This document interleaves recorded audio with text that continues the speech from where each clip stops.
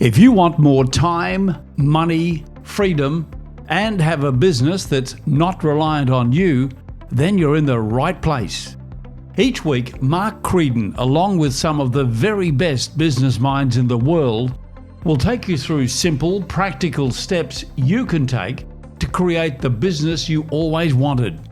From his own practical experience, Mark will show you how to work less, make more, and get the business you always wanted, the one that you deserve. Now here's your host, one of Australia's most sought-after business coaches, Mark Creedon. Hi, Mark Creedon here. Welcome to the latest edition of the Mastermind for Business podcast. And joining me in the studio is my wife and business partner, Caroline. Oh, I get an applause. Everybody's pleased to see you, Caroline. I'm getting applause. Woohoo! Hey, Caroline, a couple of things I wanted to talk about. You and I were listening to the Richard Wiseman podcast this morning, so I want to talk a little bit about the sort of things you need to think about when you're hiring someone. So today's episode is really about your team. So if you've got a team of people working for you, whether they're working in your business, whether they're offshore, whether they're sort of alliances, contractors, whatever they might be, today's session is going to be talking all about your team and how to get the most out of them. So if that's what you need, then you are 100% in the right place. Let's get underway and talk about that in the Mastermind for Business podcast. Hey, Caroline, we were listening to the Richard Wiseman podcast.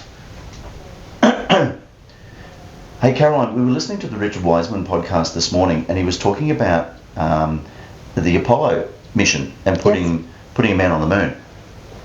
And one of the things that I really liked is he spoke about interviewing the team, the mission control team, and he spoke to the manager of the mission control team, and he asked the manager, he said, look, how did you choose these people? What was the selection criteria? And the answer was, we hired for fire in their eyes. That's 60 years ago, near enough. How relevant do you think that is now? Well, I don't think it has changed. People, grow and develop and things like that. But if you've got somebody that you're employing, or you're thinking of employing, or also bringing up in the business, and they've got a bit of passion, bit of spunk about what they do, even though they don't have the actual skills right there and then, or they're progressing to those skills, you're better to select that sort of a person than a person who's already got the skills and is just a plotter. Yeah, right, because one of the things that we often say when we're looking to employ people in any of our businesses is really that we can teach skills, but we can't teach culture, right? You can teach skills, you can help people to you can send them off on training, you can help them to learn things. But culture and attitude, approach, so that kind of the fire in the eye, you can't learn that stuff, can you? No, it's just that glass half full, glass half empty person, and you just want someone who's proactive, and it's a bit like walking into a gym and you see the mellow person, then you walk into the gym who's just on fire. They're going to just nail it, and that's the person you want to be beside. Now, it's an interesting thing because I just said that you can't teach that, but you can help to bring that out in someone, because we had a situation this morning where somebody walked into the office, and I said, hey, how you doing? And the answer was, okay. And I saw you do something really interesting. What did you do? I probably didn't make a big deal of it, but I made a pretty big deal of it. A reasonable deal. Yeah. Pop everything down, put all your bags on the desk, put your computer down, put everything down, bring your keys with you, and let's go. So we walked out the front door, and I closed the door, and then I stayed inside. I stayed inside. You kicked them out. Them out, and waited for them to come back in, and then I just did a big, exciting hello again, and asked how the day was, and attitude totally changed. We had a big laugh, big high five, sat down at a desk, and hooked into what she had to get done. So then we worked through her problem, which was the starter motor of a car and her breaking down on the side of the road. Right. But instead of bringing in that kind of negative attitude, you actually brought out the best, because in this case, this particular team member we know is capable of great things, and we know they've got 95% of the time a great attitude and a can-do attitude, but they just came in this real funk when they walked in. Yeah, I think well, everybody has those days, Yeah. and we all have those moments. And I think it's really important as a leader in your business, if you do see somebody having days like that, just do something to tweak or Control Alt Delete in their mindset and push them back up to where they are. I think the thing that I really liked about what you did there is you did the Control Alt Delete, you reset, send them outside, come back in again, but then it wasn't as if you then didn't address the issue that was actually causing the funk, if you like. So it was, because bringing a funk like that into the office is like walking in with muddy feet, right? You leave your rubbish all over the place, and it affects everybody. So you went about the process of going, we're going to fix that, we're going to change that first, and then the next thing we're going to do is work out, hey, what's going on? What's wrong? How can we help? Yeah. Yeah, nice. Hey, we talk often about the concept of how staff are a little bit like kids, and I found this book in my shelves the other day. I've been restructuring my library at home, and I found this book called The 1 Minute Father by Spencer Johnson. Now, Spencer Johnson is the co-author of the book The 1 Minute Manager. Anybody who hasn't read The 1 Minute Manager, please go do it. It's a great book if you're leading a team. But I really liked some of the lessons in The 1 Minute Father. And Caroline, what I wanted to do was pull out some of my favourite quotes out of the book. And even though the quotes relate to children, I'd like to talk to you about how you use it in relation to leading a team. Because maybe a little bit of context, Caroline, just to explain to people, not only are you a coach within the Mastermind Business Accelerator program, but you've led teams for a good part of your life in being area manager in hairdressing salons, leading teams of, goodness me, apprentices. Yes, that is challenging. 20, I think it was 20 apprentices and 20 seniors. That was interesting. So leading teams of 40, 50 people. So Caroline is well versed and well experienced. Let's run through these quotes, and keep in mind the quotes are going to relate to kids, but let's see how they can relate to your team, right? So the first one I like, it says, the best way to get my children to listen is to listen. Well, yes, I think it's your dad, you tell me your dad used to say we have 2 ears and 1 mouth, and we should use them in, in that order. Was Dad that used to say that? 100% correct. I think we do need to listen, and you find more out about the situation and the person if you listen first. Yeah.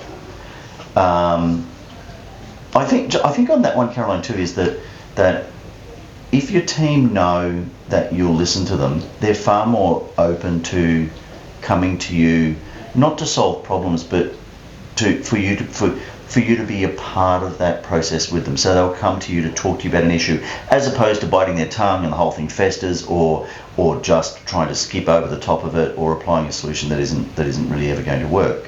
So the more you're prepared to listen, the more they're prepared to be a part of the solution and actually come and talk to you. Definitely. I mean, in our session on the in the Hot Seat and Mastermind this morning, we spoke a little bit about regrets and how we can often beat ourselves up about mistakes that we've made or regrets that we've had for the day or for the week. Yep. And something that came to mind there was that, if you can often just say things just too quickly, a bit like, when you're reprimanding somebody, you just say or blurt out the first thing on your mind. Yep. But if you just listen first and then speak, it gives you more time to calibrate what they're actually saying and also how you're going to react to that first before you just blurt out, and then you create a whole, can of worms that you've got to band-aid. Cool. So, the quote is, the best way to get my children to listen is to listen. The same thing, best way to get my team to listen is to listen to them. Yes. Yeah, cool. Hey, I really like this one. And it was, here it is here. It was, the best way for children to believe they are winners is for them to see themselves winning. Let's talk about how you apply that to teams. Well, we think most people, I would encourage most, if not everybody, to have some sort of KPIs or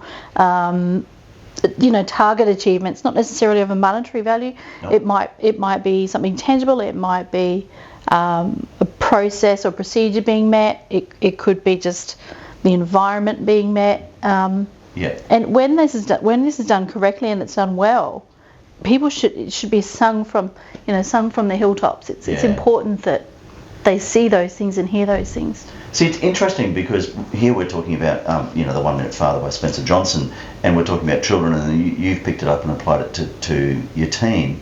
But the reality is, within our Mastermind business program, one of the things that we do every week is we ask our clients what have their wins been for the week. Yeah, it's fantastic, and the wins they're never the same. No. Our wins are never the same, and No. It's interesting how they change. Well, I think what's really interesting is sometimes they're not really big wins. Sometimes they're objectively they're quite small, but subjectively for them they might be a huge win. Agree. So I know I got an email from one of our Mastermind members this morning when he said, "Oh, listen, I just want to let you know that I'm 3 days into my promise to go walking every morning." Do you know what I mean? Like that's a win. That's a win. Right? Because he's been burning the candle at both ends, working too many hours, all the sort of things that we help our clients to stop doing. And the beginning of that was, you know what, mate, just get up and go spend some time for yourself. And so 3 days in, it's a great start. Yep. Cool. Love it. How about this one then? I take a minute, I look at my goals, and I look at my behaviour. I see if my behaviour matches my goals. Ooh. So I look at that. And I think, well, there's two aspects to that. I think when we're setting goals for our team, we've got to include them. I mean, they've got to be their goals, right? It's got to be generated from them. We can guide them. There's got to be purpose to that goal. Well, right, 100%. So then we've then got to look at it, to ask them the question, you've got these great goals.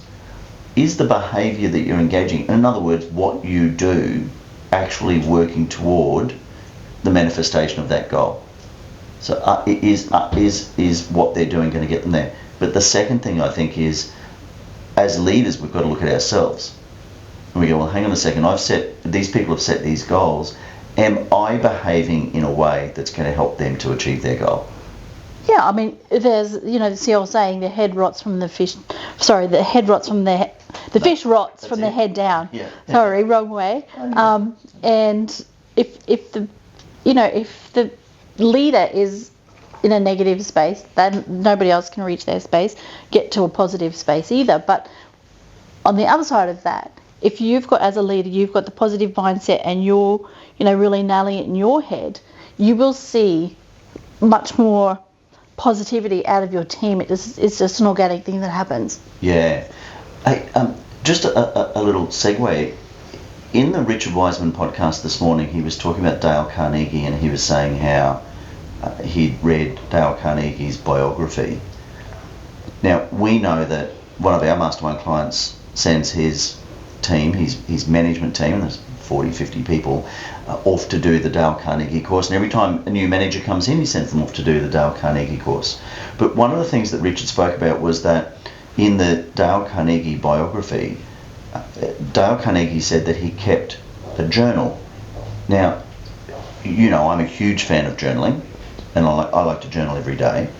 But this journal was a little bit different because we're talking about celebrating wins, but in fact in this journal what he kept a record of was mistakes. So stupid things that he had done. Do you know? And by stupid things I mean it was like things like, I wish I hadn't said that, or I wish I hadn't made that call. I was about to say send an email, but not in Dale's times. But now I wish I hadn't sent that email, or I wish I hadn't reacted the way I had. And he actually kept a record of it. Do you reckon there's value in that? I absolutely do. I mean, keep calm and carry on comes to mind. Keep calm about the mistake that you've made. Look at it, assess it, review it, and it's like a marketing sort of exercise or process that you're going through. If it works, that's great, but always tweak things. It might not work, it might be wrong, but that's okay. Wrong is good because you'll see what works and what doesn't work, and you can make huge improvements or tiny improvements. Well, just going back to the fact that in Mastermind we ask people for their wins, the next thing we always say is, okay, so what's your lesson? Because we know that if you know the lesson, you're more likely to repeat the win. But in fact, what Dale Carnegie did here was he documented the the mistakes or the stupid things that he did, but more importantly, he documented the lesson he learned from it. The concept of, well, probably, and so we actually did that exercise on our hot seat this morning, just something we do with our members every Friday morning. But in that, we actually asked them for the mistake and the lessons, and it was really interesting, wasn't it? What the lessons that came out was. Some of them were it was minimal, but very important to them at that time. It's always relevant when you have a mistake. If it doesn't hurt, it doesn't matter. If there's not a pain behind something, whether it's financial or a frustration, it won't matter. So if that's the case, then you need to change it and you need to fix it. But it is okay. So that's a great saying. I'm going to get back to Spencer Johnson, but that's a great saying of yours. If it doesn't hurt, it doesn't matter.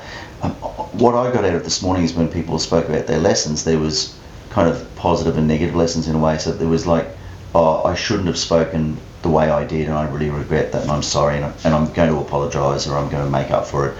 But then there was also a couple of, do you know what, I didn't speak when I should have, yes. And I regret that as well. Yes. Then, of course, there was Carl, who tried to carry the puppy and coffee up the stairs at the same time. Yes, that would have been undoubtedly a very big...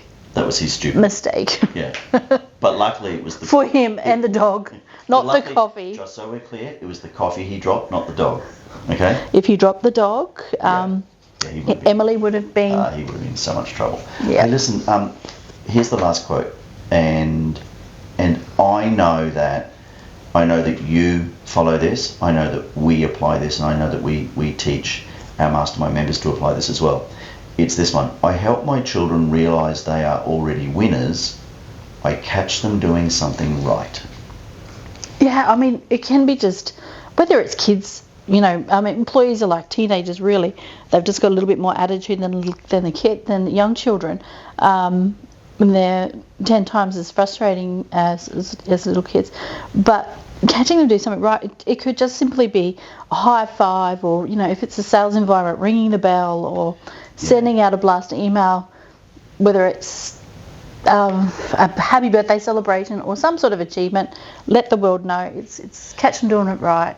It's great. I think too, and you and I have both worked with people like this, but I think if we go back, maybe some of this sort of older management style, back in the days of, work or get fired sort of thing, but there was this, I'm going to catch them out. I'm going to catch them doing something wrong, and then I'm going to correct that, and they're probably cheating on something. It's like the work from home. There was some article, I forget what company it was, that found it was spying on its staff and working from home, and as opposed to looking for an error, looking for a mistake, as opposed to going, you know what, you're doing something really well, and let's build on that positive reinforcement. Like, it's basic stuff that you do with your kids, is that positive reinforcement, and that's how you get them to continue to do things well. And yet we often just don't do it with our team members. I think it's tiresome finding things that are a negative all the time. It's exhausting, isn't it? It's exhausting because you're just constantly in a hunt for something, and that actually doesn't necessarily reflect on the person who you think is doing the wrong thing. It actually reflects back onto you. If you're seeing that people are doing the wrong thing, then you're not focusing on what you need to do. You're putting too much time into what everybody else is doing wrong. Maybe you should look and see what you're doing wrong. Yeah, a little bit of self-reflection.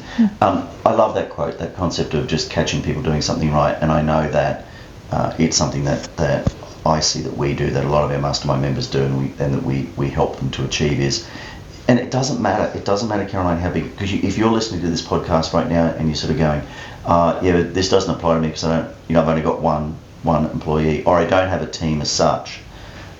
You will have suppliers or contractors or alliance partners, and all of the things that we've spoken about today, you can apply to them as well. So there's a very broad definition of team, isn't there? Yeah, totally. I mean, your team is everything. Everybody is everybody that you work with to help run your business and help supply or produce what you need to produce is a part of your team. It all impacts down the line. It does.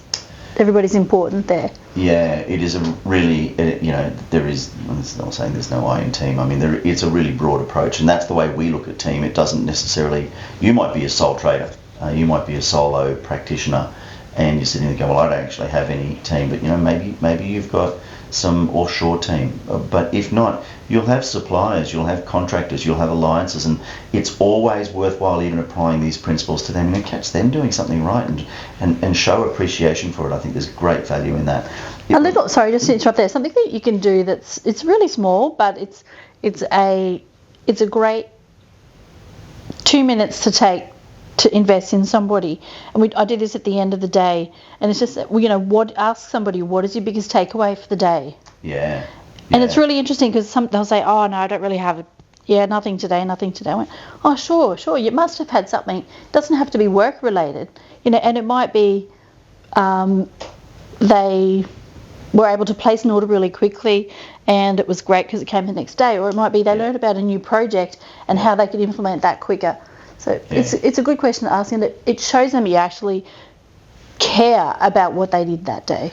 Well, it does, and we have our team, if they come into the workplace, and they spend more time with us than they do with their own family, and I think we don't stop and take some interest in them and ask them, what's been their win for the week, or what's their takeaway for the day, or how's it working for them. I just think that's so vitally important.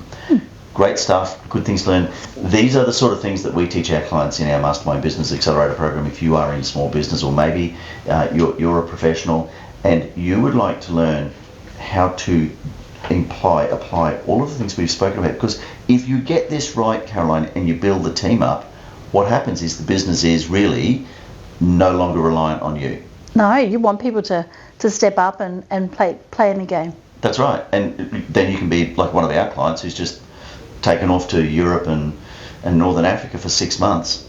Didn't take us. No, he didn't take us, but he didn't take his team, because his team have been able to step up and run the business very, very successfully while he's away, and that's taken some time and some work to get that, but it is absolutely achievable. If you'd like to know more, metropolemastermind.com.au. Love to have a chat to you about how the Mastermind program can help you to achieve that. Until then, next time. Thank you, Caroline. You're welcome. It was fantastic. Till the next episode, it's Mark Creedon saying we'll talk soon. Bye-bye.